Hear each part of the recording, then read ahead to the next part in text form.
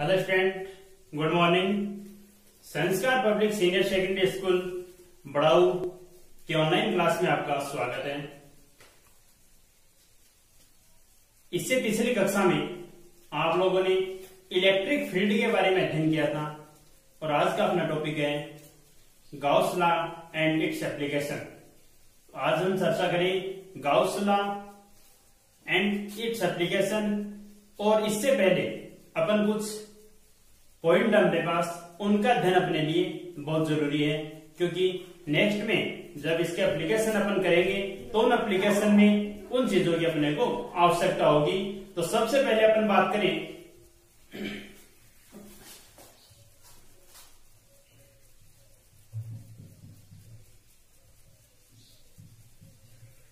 Vector area. ठीक है, देखिए वेक्टर एरिया यानी कहने का मतलब ये कि क्षेत्रफल एरिया अपने पास उसकी डायरेक्शन अपन किस अकॉर्डिंग निर्धारित करते हैं उसकी अपन बात करें। जैसे मान ली कोई भी सरफेस है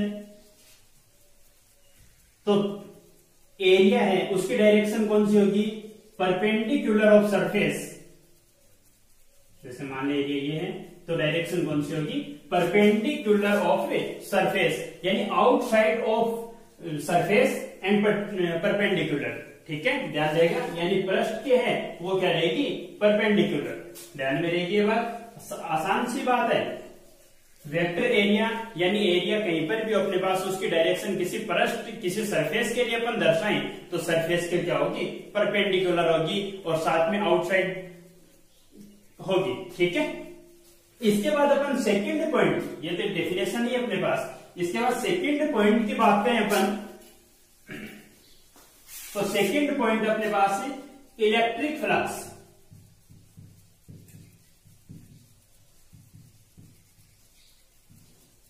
इलेक्ट्रिक फ्लक्स, इलेक्ट्रिक फ्लक्स क्या होता है, जैसे वो किसी सरफेस की बात करें अपन तो इलेक्ट्रिक फ्लक्स किसे कहते हैं, the number of electric force line which goes to perpendicular of surface. ध्यान रहेगी बात, यानी इससे परपेंडिकुलर गुजरने वाली इलेक्ट्रिक फोर्स लाइंस की संख्या है वही क्या कहलाती है, इलेक्ट्रिक फ्लक्स कहलाती है। या इसे अपन दूसरी डेफिनेशन कहना चाहिए तो कह सकते हैं कि scalar product of electric field and vector area. ठीक है, इंडिकेट ऐसे भी कर सकते हैं कि ई है electric flux phi E equal से scalar product between E dot A. ठीक है, डॉट किसको इंडिकेट करेगा, स्केलर प्रोडक्ट को इंडिकेट करेगा। यदि अपन किसी यूनिट की बात करें, किसी यूनिट क्वांटिटी की बात करें तो यूनिट क्वांटिटी के लिए कितना हो जाएगा, फाई ई इज इक्वल से इंटीग्रेशन ई डॉट ए। ये बनेगा कितना हो जाएगा, इसको ऐसा भी लिख सकते हैं अपन, फाई ई इक्वल्स में integration E A cos theta. क्योंकि आपको पता है कि स्केलर प्रोडक्ट को अपन दर्शाएं तो वो किससे इंडिकेट किया जाता है, कोस थीटा से इंडिकेट किया जाता है। ठीक है, ये तो थी अपनी डेफिनेशन। दूसरी डेफिनेशन आपको पता ही है कि इसके परपेंडिकुलर गुजरने वाली इलेक्ट्रिक फोर्स लाइन उनकी संख्या वही क्या कहलाती है, इलेक्ट्रिक फ्लक्स कहलाती है, जिसको इंडिकेट अपन किससे करते हैं, फाई ई से करते हैं। और फाई ई का मतलब क्या है कि जैसे मान लो इससे अपन करेंगे तो इसके अंदर इंटर होने वाले फ्लक्स है या इंटर होने वाली फोर्स लाइन है और इससे आउट निकलने वाली फोर्स लाइन है, उन दोनों का डिफरेंट भी से अपन फाई ई से कह सकते हैं। यानी इसको ऐसा भी कह सकते हैं, फाई ई इक्वल्स में फाई आउट माइनस फाई इन। ठीक है, आसान सी डेफिनेशन है। फाई इक्वल्स में कितना बनेगा, integration E A cos theta. अब देखिए इसके अलावा अपन बात करें इसकी यूनिट क्या होगी, यूनिट यहीं से लिख सकते हैं अपन। यूनिट देखो क्या बनेगी, ई के लिए आप जानते हो इलेक्ट्रिक फील्ड है, इलेक्ट्रिक फील्ड की यूनिट क्या होती है, ध्यान में नहीं रहे कोई दिक्कत नहीं है, आप जानते हो फोर्स है, इलेक्ट्रिक फोर्स है वो कितना होता है, F इक्वल से क्यू ई, यही होता है। तो यहां से E इलेक्ट्रिक फील्ड कितना बनेगा, F बाई क्यू। मात्रक यूनिट लिखोगे इसकी क्या बनेगी, एफ के लिए तो न्यूटन अपॉन में क्यू के लिए कितना होता है, क्यू इक्वल्स में आई इक्वल्स क्या होता है क्यू बाई टी, तो क्यू इक्वल्स में क्या बनेगा आई टी यानी एम्पियर सेकेंड। ठीक है, तो एक तो यूनिट हो गई इसकी कौन सी, न्यूटन पर एम्पियर सेकेंड। ठीक है, या इलेक्ट्रिक फ्लक्स है इसकी यूनिट क्या होती है, वेबर। ध्यान रखना इस क्वांटिटी का विशेष कर ध्यान रखना कि इलेक्ट्रिक फ्लक्स है उसकी यूनिट क्या होती है, वेबर होती है। बात करें इसकी डायमेंशन की,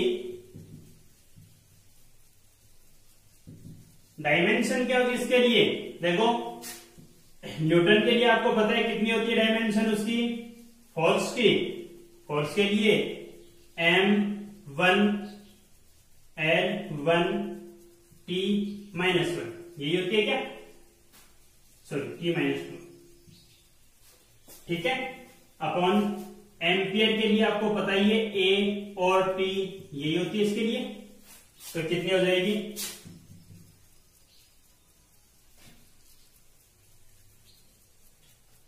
साथ में ए भी है ना, तो इसके लिए साथ में क्या बनेगा, मीटर स्क्वायर और आ जाएगा साथ में।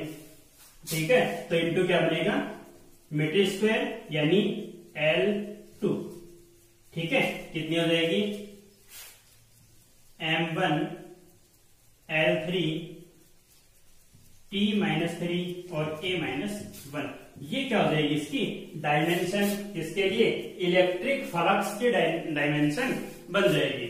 ठीक है, आसान सी बातें हैं, ध्यान में रहेगा। ओके, अब देखिए एक क्वेश्चन अपने पास, एक एग्जांपल है।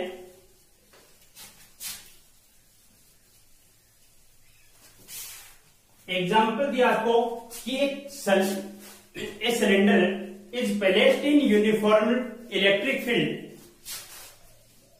एक सिलेंडर है अपने पास और वो किसमें रखा है, यूनिफॉर्मली इलेक्ट्रिक फील्ड यानी सम विद्युत क्षेत्र में स्थित है। आगे आपको बताया कि which direction is along electric field, यानी इसकी अक्ष वो विद्युत क्षेत्र के अनुदिश है। तो देखिए अब आपसे पूछा क्या है कि so that the total electric flux is 0। Total electric flux का मान इसके लिए 0 होगा, ये आपको प्रूव करना है। ठीक है, तो फर्स्टली सबसे पहले तो अपन ये करें, देखो कि तीन सरफेस अपने पास, एक ये और एक ये, तो तीनों सरफेस को अलग अलग इंडिकेट करते हैं। मान लिया S1 S2 और ये S3। ठीक है, दूसरी बात आती है अपने पास vector area.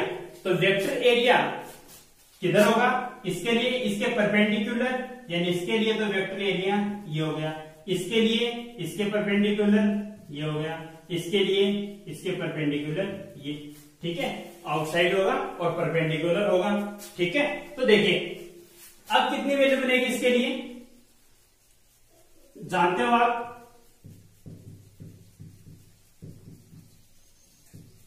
Phi E equals कितना था, E डॉट ए, ये था, यानी phi E equals integration E A cos theta, ये बनेगा। वैल्यू पुट कीजिए, देखो तीन पृष्ठ अपने पास, तीन सरफेस अलग अलग है, तो तीनों सरफेस के लिए अपन क्या लिखे, देखो फाई ई, इसको डिवाइड करते तीन में, कंसीडर कर सकते हैं अपन, तीन पार्ट है तो कितना हो जाएगा, S1 E A cos theta plus integration S2 E A cos theta plus integration S3 E A cos theta, ये बनेगा।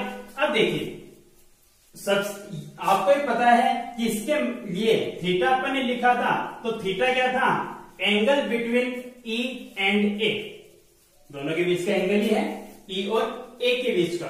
ठीक है, तो यहां से लिखो, देखो फर्स्ट की अपन बात करें, S1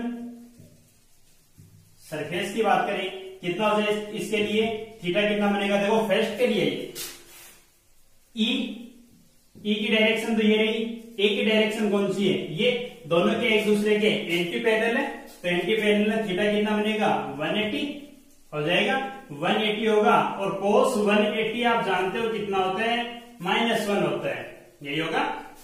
second S2 surface, S2 surface के लिए देखिए कितना हो जाएगा, E ये है, A ये है, दोनों के बीच में एंगल कितना बनेगा, दोनों एक दूसरे के परपेंडिकुलर हैं, तो थीटा कितना हो जाएगा 90 डिग्री। और कोस 90 कितना होगा, कोस 90 0। थर्ड देखिए S3 ये रहा, और इसके लिए E है, ये डायरेक्शन है, और A की भी ये डायरेक्शन है, यानी दोनों एक दूसरे के क्या हैं, पैरेलल है। तो S3 के लिए कितना बनेगा, थीटा 0 डिग्री, यानी cos 0 कितना होगा 1 हो जाएगा। ठीक है, बात समझ गई। अब देखिए वैल्यू पुटअप कीजिए, वैल्यू पुटअप करोगे तो कितना बनेगा, phi E equals integration S1 EA, first के लिए देखिए cos सक्सेस यानी -1, ठीक है, ये एक बार रख देते हैं, cos 180 plus integration S2 EA cos second के लिए कितना है 90, cos 90 plus integration S3 EA third के लिए कितना है cos 0 बन जाएगा। ठीक है, अब देखिए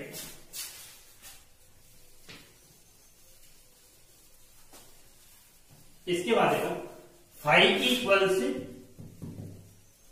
cos एक्स वैल्यू पुटअप करें तो S1 EA ये तो हो गया -1 plus integration S2 EA cos 90 कितना है 0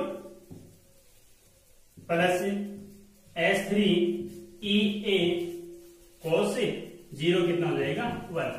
ठीक है, यानी कहने का मतलब फाई इक्वल्स में देखिए इंटीग्रेशन S1 एक वैल्यू तो ये बची अपने पास, ये तो मान कितना हो गया टोटल 0, दूसरी वैल्यू कौन सी है इंटीग्रेशन S3 EA ये बनेगा। अब देखो यहां से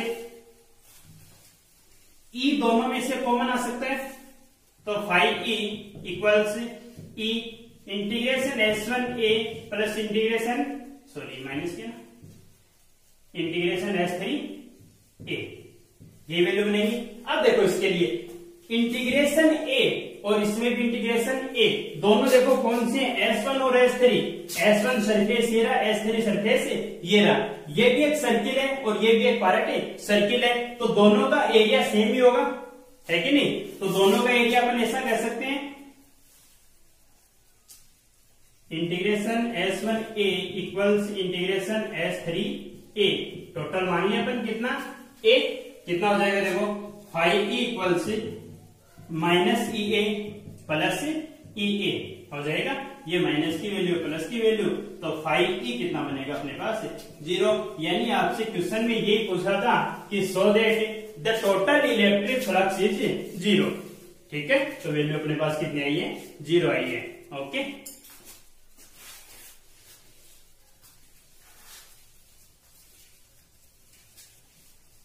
इसके बाद देखिए नेक्स्ट टॉपिक अपना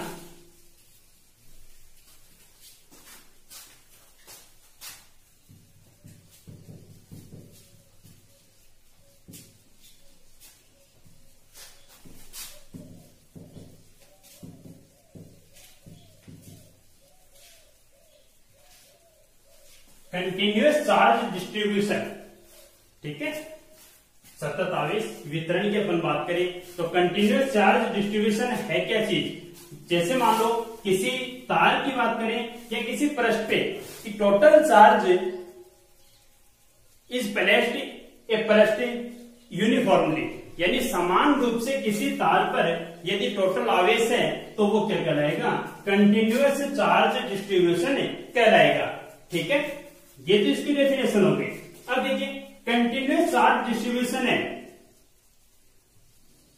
उसके टाइप कितने होते हैं 3 टाइप्स होते हैं। ठीक है, फर्स्ट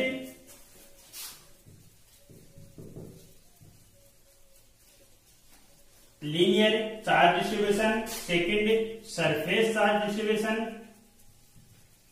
और थर्ड वॉल्यूम चार्ज डिस्ट्रीब्यूशन। ठीक है, अब देखिए तीनों है क्या चीज। सबसे पहले अपने पास लीनियर की बात करें तो देखिए आपने 11th क्लास में मोशन पढ़ी थी, ठीक है, 1 dimension motion, 2nd dimension motion और 3rd डायमेंशन मोशन। तो लीनियर चार्ज डिस्ट्रीब्यूशन है उसको रिलेट कर सकते हैं अपन 1 डायमेंशन मोशन से।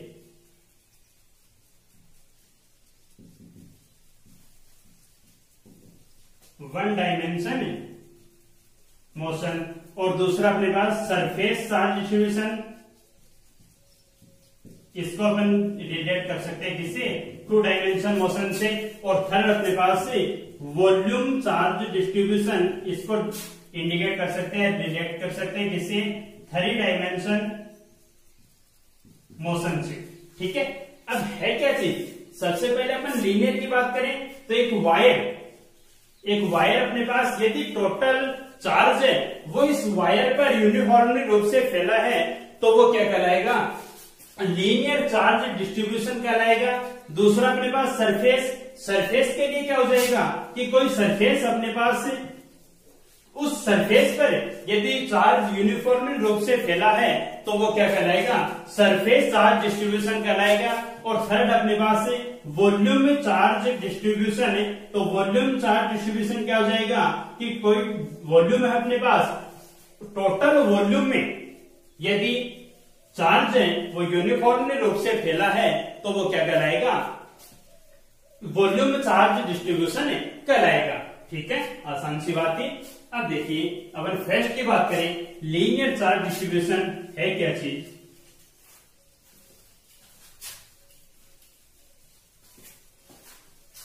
देखिए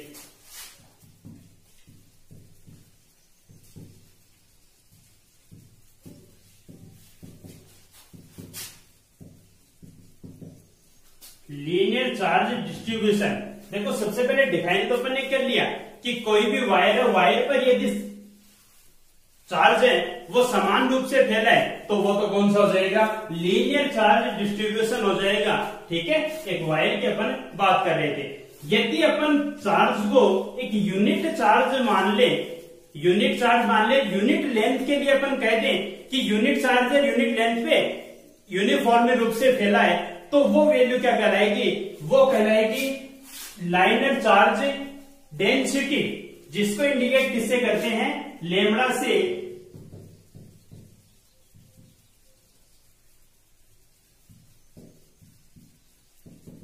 लीनियर चार्ज डेंसिटी जिसको इंडिकेट करेंगे लेमड़ा से। वैल्यू कितनी हो जाएगी कि यूनिट चार्ज अपन ने माना है और कितनी है, एक यूनिट लेंथ पे ही विद्यमान है तो वो कौन सी हो जाएगी, लीनियर चार्ज डेंसिटी हो जाएगी, ठीक है।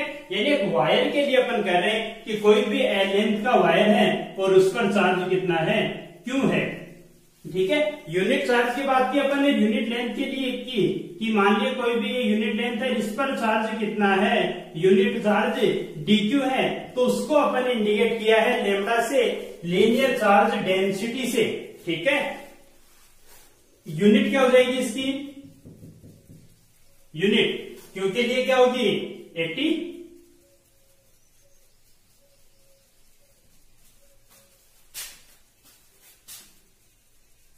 एम्पियर सेकेंड, ठीक है। अपॉन में dl है, इसके लिए कितनी हो जाएगी मीटर, ठीक है। डायमेंशन लिखना तो डायमेंशन कितनी हो जाएगी, कितनी हो जाएगी, एम सेकंड है और मीटर है तो l-1 t1a1 और m कितना हो जाएगा 0। ये क्या हो जाएगी, इसकी डायमेंशन हो जाएगी। ये तो थी साधारण सी बात किसके लिए, लीनियर चार्ज डिस्ट्रीब्यूशन के लिए। नेक्स्ट पॉइंट अपन इसी में बात करें वो कौन सा है, surface charge distribution. Surface charge distribution वो देखो कितना हो जाएगा, एक सरफेस की अपन बात करेंगे। अभी अपन ने लीनियर चार्ज डिस्ट्रीब्यूशन कहा तो वो किसकी थी, एक वायर की बात थी। अपन बात करें सरफेस चार्ज डिस्ट्रीब्यूशन तो वो किसकी बात हो जाएगी, एक सरफेस की बात होगी, ठीक है। इस सरफेस के लिए देखो मान लेते हैं इसके लिए एरिया कितना इसका a है, ठीक है। तो इसके लिए वैल्यू कितनी होगी कि अपन ऐसा कहें कि टोटल चार्ज Q वो यूनिफॉर्मली रूप से एक सरफेस पर विद्यमान है तो वो कौन सा हो जाएगा, सरफेस चार्ज डिस्ट्रीब्यूशन हो जाएगा। ठीक है, वही अपन यूनिट चार्ज की बात करें कि यूनिट चार्ज dQ है वो किस पर विद्यमान है, यूनिट एरिया dA पर विद्यमान है, तो उससे क्या कहेंगे अपन, क्या कहेंगे, सरफेस चार्ज डेंसिटी। क्या कह देंगे उसे, सरफेस चार्ज डेंसिटी कह देंगे। ठीक है, और यूनिट क्या हो जाएगी इसके लिए, एम्पियर सेकेंड अपॉन में मीटर की जगह क्या बन जाएगा, मीटर स्क्वायर हो जाएगा। ठीक है, डायमेंशन लिखेंगे तो डायमेंशन में L कितना हो जाएगा, -2 हो जाएगा। ठीक है, आसान सी बात है, समझ में आई होगी। लीनियर चार्ज डिस्ट्रीब्यूशन एक वायर के लिए था, सरफेस चार्ज डिस्ट्रीब्यूशन अब वो एक सरफेस के लिए है। ठीक है, तीसरा अपने पास है वॉल्यूम चार्ज डिस्ट्रीब्यूशन।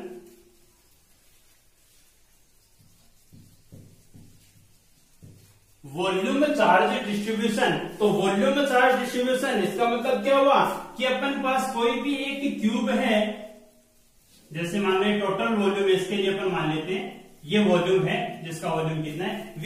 यदि चार्ज यूनिफॉर्मली रूप से एक क्यूब के अंदर विद्यमान है तो वो कितना हो जाएगा, उसे क्या कहेंगे अपन, वॉल्यूम चार्ज डिस्ट्रीब्यूशन कहेंगे।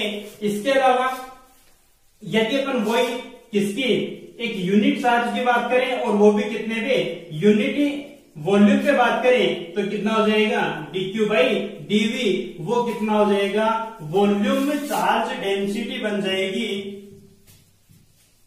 वॉल्यूम चार्ज डेंसिटी जिसको इंडिकेट किससे करेंगे, रो से इंडिकेट करेंगे। ठीक है, इसके लिए यूनिट कितनी हो जाएगी, एम्पियर सेकेंड अपॉन कितना हो जाएगा, मीटर क्यूब। ठीक है, और डायमेंशन क्या होगी इसकी, m0L-2, इसकी जगह क्या हो जाएगा, -3। ठीक है, तो तीनों बातें सेम सी हैं, linear charge distribution, surface charge distribution और तीसरा वॉल्यूम चार्ज डिस्ट्रीब्यूशन। ठीक है, सरफेस चार्ज डिस्ट्रीब्यूशन है वो एक वायर के लिए, लीनियर चार्ज डिस्ट्रीब्यूशन है वो एक वायर के लिए है, सरफेस चार्ज डिस्ट्रीब्यूशन है वो एक सरफेस के लिए है, और वॉल्यूम चार्ज डिस्ट्रीब्यूशन है वो एक क्यूब के लिए है। ठीक है, ध्यान रहेगा। नेक्स्ट अपने पास टॉपिक है कि intensity, electric field intensity bye continuous charge distribution. ठीक है, वो करेंगे अपन नेक्स्ट वीडियो में। धन्यवाद।